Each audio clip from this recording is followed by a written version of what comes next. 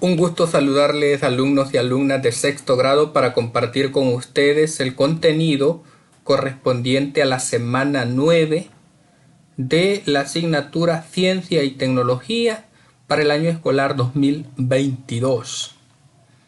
Vamos a iniciar con el aspecto de la indagación. Así como la densidad relaciona la masa y el volumen de una sustancia, existe otra magnitud que relaciona la fuerza y la superficie de contacto. Lo puedes comprobar cuando reposas en tu cama. Puedes notar el comportamiento del colchón al acostarte. Si te paras sobre él, habría un mayor hundimiento. Percibiendo la presión. Iniciemos esta lección pensando en las siguientes preguntas.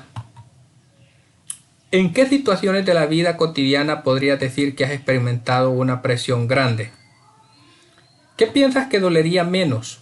¿Que una persona grande pise tu pie mientras lleva un zapato deportivo, o una persona pequeña pero que utilice un zapato con tacón?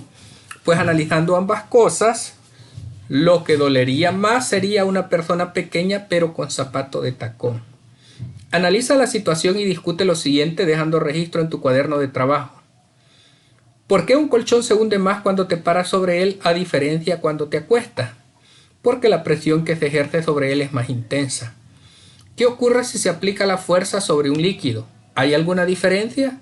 ¿Y sobre un gas? Para aplicar una fuerza a un líquido debe aplicarse sobre una placa rígida que cubra la superficie del líquido. Así se genera la presión sobre el líquido.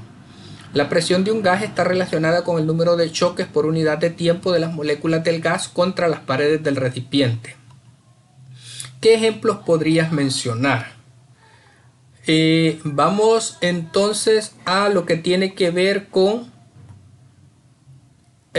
indagar sobre las siguientes ideas. ¿Qué sería más doloroso, estar de pie o de puntilla durante media hora? Sería más doloroso estar de puntilla. ¿Cómo sería más fácil clavar un clavo? ¿De punta o de cabeza? Lógicamente de punta. ¿Cómo es más fácil reventar un globo? ¿Con la punta o con el borrador de un lápiz? Lógicamente con la punta. Las preguntas te pueden llevar a pensar la relación que existe entre la presión ejercida sobre un objeto y la fuerza que aplicamos sobre parte de la superficie. Entonces, ¿cómo sería la relación entre presión y fuerza? Cuando la fuerza que se aplica es normal y uniformemente distribuida sobre una superficie, la magnitud de presión se obtiene dividiendo la fuerza aplicada sobre el área correspondiente. Y en el caso de presión y área, ¿qué fuerza es directamente proporcional a la presión? Es decir, a más fuerza, más presión para un área constante. En cambio, el área es inversamente proporcional a la presión, es decir, a más área, menos presión para una fuerza constante. Y vamos a desarrollar los siguientes experimentos. Un objeto o sustancia en reposo en contacto con otro ejerce una fuerza que es perpendicular a la superficie donde reposa. Por ejemplo, cuando te sientas en una silla, la silla ejerce una fuerza sobre ti. A la relación de la fuerza perpendicular con una superficie de contacto se le denomina presión. Relacionando la fuerza, área y presión. ¿Qué materiales necesitamos? 2 hojas de cartulina tamaño carta, 20 chinchetas o tachuelas, 2 globos. Toma 16 tachuelas y forma una superficie cuadrada incrustándolas sobre una hoja de cartulina. Procura que las puntas de las tachuelas formen una cama al reverso de la hoja. Repite el paso anterior utilizando una tachuela y la hoja restante. Infla 2 globos y procura que queden de un tamaño similar. Sobre la hoja que tiene 16 tachuelas, sitúa un globo y ejerce una fuerza moderada sobre él. Realiza lo mismo con el otro globo sobre la hoja que posee una tachuela. Luego contesta en tu cuaderno de trabajo. ¿Qué ocurre? ¿Explota? Sí. De ser así, ¿cuál fue más fácil de explotar? El globo que se presionó sobre una sola tachuela. ¿Qué magnitudes físicas intervienen? El peso, el empuje y la presión. ¿Cómo es la relación entre las magnitudes que intervienen? Con varias chinchetas la fuerza se distribuye por toda la superficie que ocupan. Y así la presión es menor y el globo no llega a explotar fácilmente. En cambio, con una sola chincheta toda la fuerza se concentra en ese pequeño punto y la alta presión hace que explote. Veamos el otro experimento de compresibilidad de líquidos y gases. Necesitamos una jeringa de 20 ml, una jeringa de 60 ml, un globo, agua, un alfiler y cinta adhesiva. Presiona la jeringa de 20 ml bloqueando con tus dedos el orificio de salida. Llena con agua la jeringa de 20 ml y repite el paso 1, luego contesta. ¿Qué diferencias percibes con el aire y el agua? Hay que realizar mayor presión en la jeringa con agua, que es la que tiene únicamente aire, para ejercer el desplazamiento. Hay que realizar mayor presión en la jeringa con agua que en la que tiene únicamente aire para ejercer el desplazamiento. Luego vamos con el número 3. Abre 2 agujeros con un alfiler en los costados opuestos de un globo vacío.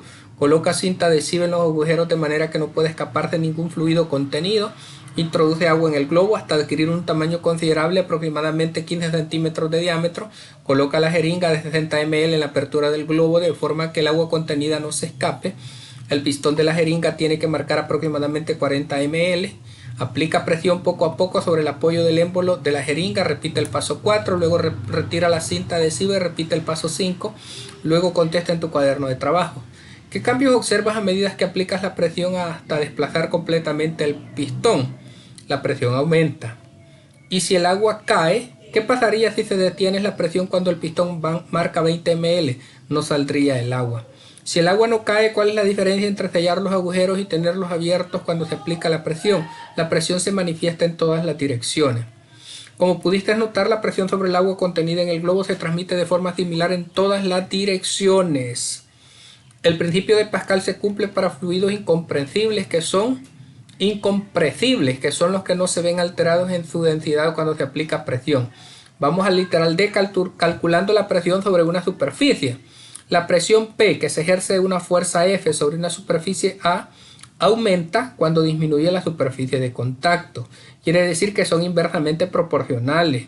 Las magnitudes puedes relacionarlas por medio de una fórmula donde puedes calcular la presión conociendo la fuerza y la superficie de contacto. Así es que la fórmula para calcular la presión sobre una superficie: la presión es igual a fuerza entre área. P es igual a F entre A. ¿Cuáles materiales necesitamos? Un vaso de base circular, 250 gramos de arena, una balanza y una regla.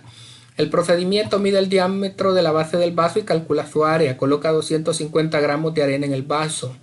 Luego mide la masa y calcula el peso del vaso con arena. Registra las medidas realizadas. Calcula la presión que realiza el vaso con arena sobre la balanza.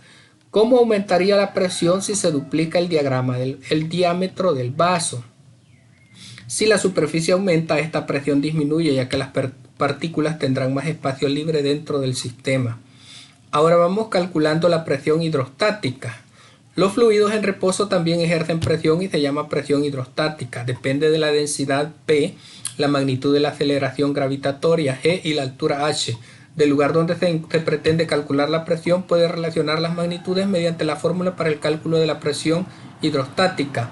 La fórmula para calcular la presión sobre una superficie: P es igual a densidad por gravedad entre altura. P es igual a P por G por H. ¿Qué materiales necesitamos? Una probeta de 100 ml, una balanza y una regla. ¿Cuál es el procedimiento? Calcula la densidad de 100 ml de agua, mide la altura de agua que se encuentra desde la base de la probeta hasta la marca de los 100 ml, registra las magnitudes obtenidas, calcula la presión que ejerce el agua al fondo de la probeta, calcula la presión considerando el agua como un objeto sólido y compara con el valor obtenido en el número 3. ¿Cuál es la diferencia de calcular la presión del agua considerándola como un sólido o como un líquido? La presión dentro de los líquidos se debe al movimiento aleatorio de las moléculas líquidas y al peso del líquido. La presión dentro de los sólidos ocurre solo debido al peso del sólido. Luego vamos con aplicando presión. El literal F: discute con tus compañeros sobre aplicaciones de la presión y acerca de las siguientes dificultades. En la actividad B realizamos el experimento que se muestra a la derecha. A, B, aquí está. Ahora responde: ¿qué pasaría con los globos en cada caso? El globo A se reventará y el globo B se mantendrá. ¿Cómo sería la presión en cada globo? La presión en A es mayor, la presión en B será menor porque está más distribuida. En la actividad C realizaste una experiencia similar a la figura de la derecha, con la diferencia que son más orificios en la vejiga. Al inicio del sistema se encuentra lleno de agua. Responde: si desplazas el émbolo para comprimir el agua, ¿en qué agujero saliera el agua con mayor presión? Un cambio de presión en cualquier parte de un fluido encerrado en reposo se transmite a todos los puntos del fluido. Y luego vamos con ¿qué aprendimos? Aprendimos a percibir y calcular la presión. Desarrollamos experimentos donde nos dimos cuenta de la relación que tiene la presión con la fuerza y la superficie o área de un objeto donde se aplica. Cuando es en sólido, por otra parte, aprendimos que para el cálculo de presión en la presión atmosférica es la ejercida por la atmósfera sobre los cuerpos y sustancias en la Tierra. Y de esta manera, alumnos y alumnas de sexto grado hemos completado las actividades correspondientes a la semana 9 de sexto grado de la asignatura Ciencia y Tecnología. Ha sido un gusto, muchas gracias, bendiciones para todos y todas.